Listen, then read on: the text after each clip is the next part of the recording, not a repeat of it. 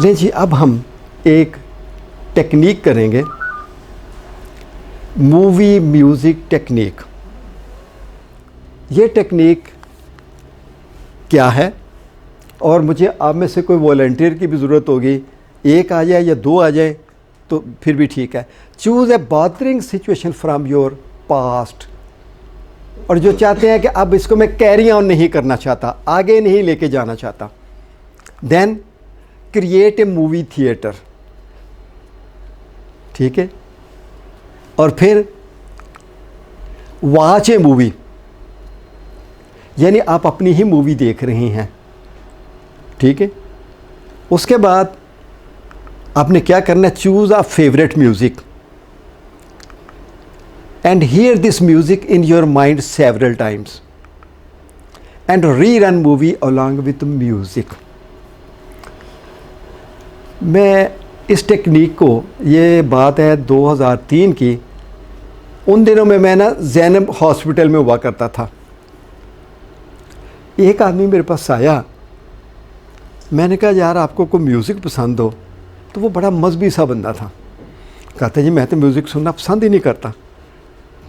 तो मैं सोच में पड़ गया कि क्या करूं मैं। कहता है अलबत्ता मुझे कव्वाली बड़ी पसंद है। मैंने कहा चले ठीक है। तो मैंने कहा आपको अगर मैं कहूं कि उस कव्वाली के बारे में सोचें तो सोच सकते हैं।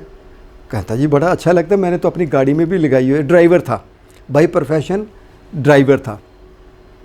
और ये जो अनपढ़ लोग होते हैं, कम तालीम याफ्ता होते हैं, इनके ऊपर NLP की टेक्निक अप्लाई करने के लिए जो एक्सपर्ट है उसकी महारत चाहिए कि वो किस तरीके से उसके मुताबिक होता है।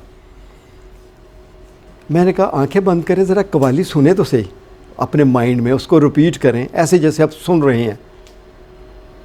अब वो जब उसको सुन रहा है, एक दफ़ा, दो दफ़ा, तीन दफ़ा, मैंने कहा इसको अच्छी तरह रिपीट कर लो। 3, 4, 5 दफ़ा उसने रिपीट कर लिया, 10 दफ़ा रिपीट कर लिया, उसको याद हो गया। मैंने कहा आपने इसको रिपीट करते हुए इसके अल्फाज के पे नहीं तवज्जो देनी, वेरी इंपॉर्टेंट बात है। इसके अल्फाज में तवज्जो नहीं देनी, आप उसके साथ जो पीछे एक ढोलक है या जो कुछ भी उसके साथ चल रहा है, जो उतार चढ़ाव, जो रिदम है, उसके ऊपर तवज्जो देनी है। अब उसने उस म्यूज़िक को कर लिया। फिर मैंने कहा कि आप वो बॉदरिंग सिचुएशन लें और उसको रीप्ले करें। अब दोनों काम अलग अलग हो रहे हैं। कर लिया उसने, 4-5 मरतबा उसने कर लिया। फिर आपने उसको ये कहना है कि आप उसको रीप्ले करें अलॉन्ग विद द म्यूज़िक, यानी बैकग्राउंड में म्यूज़िक चला गया, बैकग्राउंड में म्यूज़िक चला गया। अब क्या कर रहे हैं आप ये कर रहे हैं कि उसकी डिसोसिएशन करने लगे हैं। डिसोसिएशन करने लगे हैं।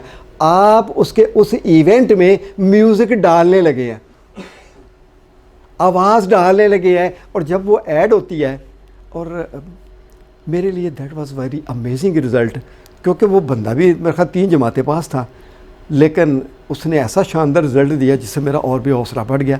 उस वक्त तो अभी मैं नया एक्सपर्ट था, 2003 की बात है। तो ये टेक्निक इस तरह हमने करनी है। तो मैं चाहूँगा कि आप में से कोई वॉलंटियर मुझे मिल जाए, आप आ जाइएगा। वो किधर है, इधर फीमेल बेटे आप भी आ जाएंगी, is it possible for you? तो एक अच्छा सा म्यूज़िक या टोन, वो भी आप दोनों चीज़ों को अलग-अलग चूज़ कर लीजिएगा, और ये बाद में आपने शेयर करना होंगे मेरे साथ। ओके जी, आर यू रेडी? आंखें बंद कर लीजिएगा, एक गहरी सांस लें और बाहर निकालते हुए अपने जिस्म को बिल्कुल पुरसकून कर दीजिएगा। अपने दोनों हाथ खोल लीजिए, सीधे ऊपर रख लीजिएगा, वो ज़्यादा बेहतर है। फज़ियालो जी, अब आप उस बॉदरिंग सिचुएशन के बारे में ज़रा सोचिएगा, फ्रॉम बिगिनिंग टू एंड। आप लोग भी साथ साथ करते चली जाइएगा, और इस सिचुएशन को कम से कम 3 मरतबा बिगिनिंग टू एंड रिपीट कर लीजिएगा।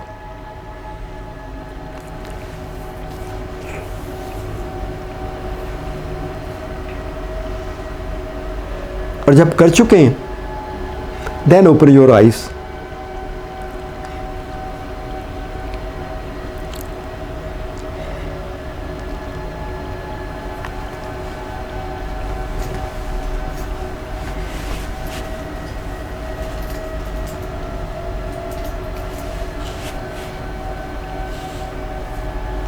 ओके, ये बॉदरिंग सिचुएशन थी, ठीक है, आपने उसको व्यूअर। अब do you have any music जो आपका पसंदीदा हो? ठीक है, 3 टाइम इसको सुनिएगा। Along with that? नहीं, without that, Without. Without that. अब उसको अलग कर लिया है, इसको अलग कर लिया, ठीक है। Can you do it? उसने अक्खां बंद करके दोबारा? हाँ, दोबारा अखा करके सिर्फ just listen that music in your mind.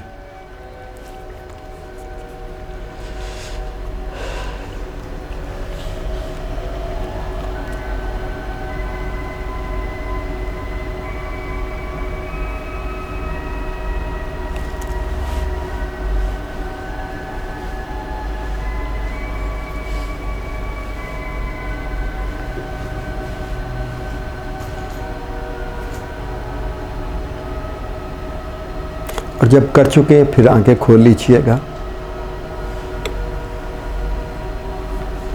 अब आपने 2 अलग अलग काम किए। क्या किया? म्यूज़िक को सुना अलग और उस इवेंट को रखा अलग। अब आप एक तीसरी स्टेट में आने लगे हैं।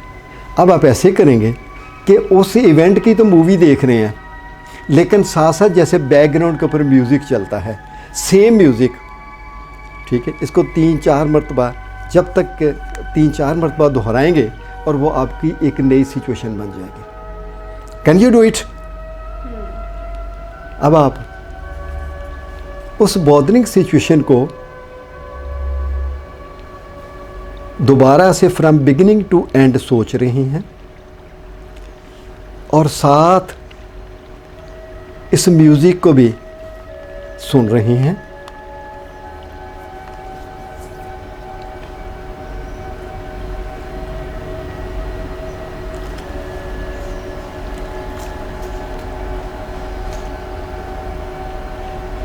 और जब आप अपनी परफॉर्मेंस पे कुछ सेटिस्फाई हो जाते हैं, देन ओपन योर आइज।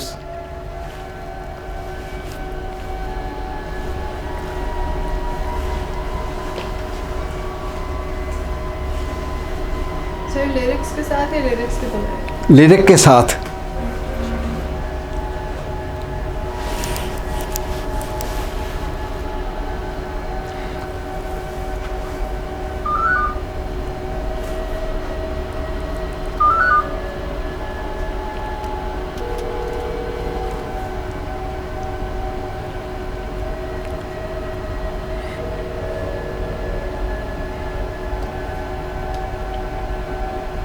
जी कर लिया।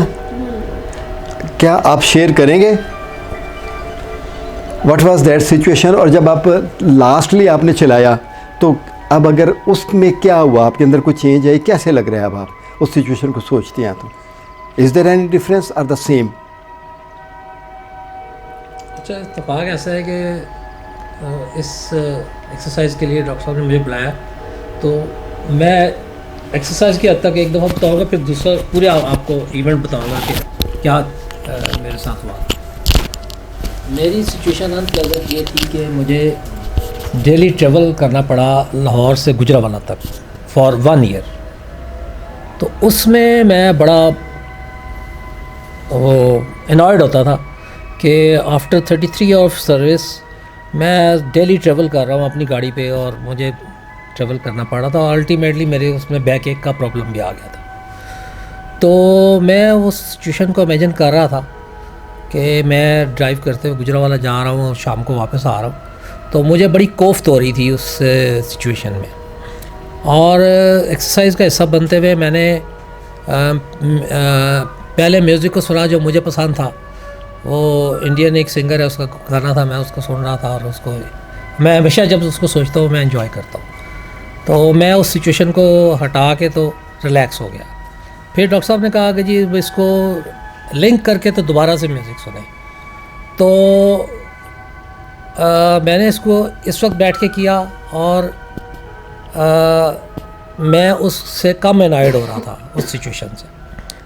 तो इस हिसाब से मैं समझता हूँ कि आपने जो मैंने जो वॉलंटियर किया अपने आप को, मुझे नहीं पता था कि इस एक्सरसाइज का डायरेक्ट तल्लुक इतना एसोसिएट होता है उसके साथ। थैंक यू जी। जी बेटे आप। मैं हाँ मैं इधर आ जाता हूँ। जी बेटे जी जी, क्या क्या आपका सिचुएशन थी और क्या महसूस किया आपने? एक्चुअली सिचुएशन ये थी कि I recently graduated from college, तो मेरी बहुत एक एक्टिव लाइफ थी, लाइक 4 years मैंने बहुत एक्टिवली गुजारे हैं। तो अब क्योंकि I am married and I am totally free, तो मुझे घर में कोई प्रोडक्टिव एक्टिविटी वगैरह नहीं मिल रही आजकल। तो it's very like I am lazy, I am frustrated, I am irritated कि मुझे कोई काम नहीं मिल रहा और मैं बस अपने आप को जंग लगा रही हूँ बैठ के। तो when you told me to imagine that situation, I imagined myself waking up every day to a very monotonous routine and मैं कमरे से बाहर जाती हूँ, मैं फिर उसी घर का राउंड लगा के मैं फिर वापस वैसे ही आ जाती हूँ, knowing कि I don't have anything productive to do in that day. तो when you told me to put a soundtrack to it, तो वो एक बड़ा cool सा एक चीज़ बन गई थी कि it was बचाना by बिलाल खान गाना था वो। तो जब मैं कमरे से बाहर निकालती हूँ और वो गाना पीछे से निकलते, तो आई इमेजिन माई सेल्फ कि मैं एक म्यूज़िक वीडियो में हूँ और वो कितना एक कूल सा एक बन जाता है कि अच्छा हैपनिंग सी लाइफ है and I am in a music video. तो वो थोड़े से इमोशंस चेंज हुए थे, the frustration, the irritation, it just मतलब it eliminated itself, yes, washed away. तो that was the effect that I observed. Yes, thank you very much. तो यहाँ पे एक बात सामने आई कि हम क्या किया, हमने विजुअल में ऑडिटरी शामिल कर दिया and we have a power to do that. वो आपने करके देख लिया। इस तरह डिफरेंट टेक्निक्स मैंने आगे भी शेयर करनी है।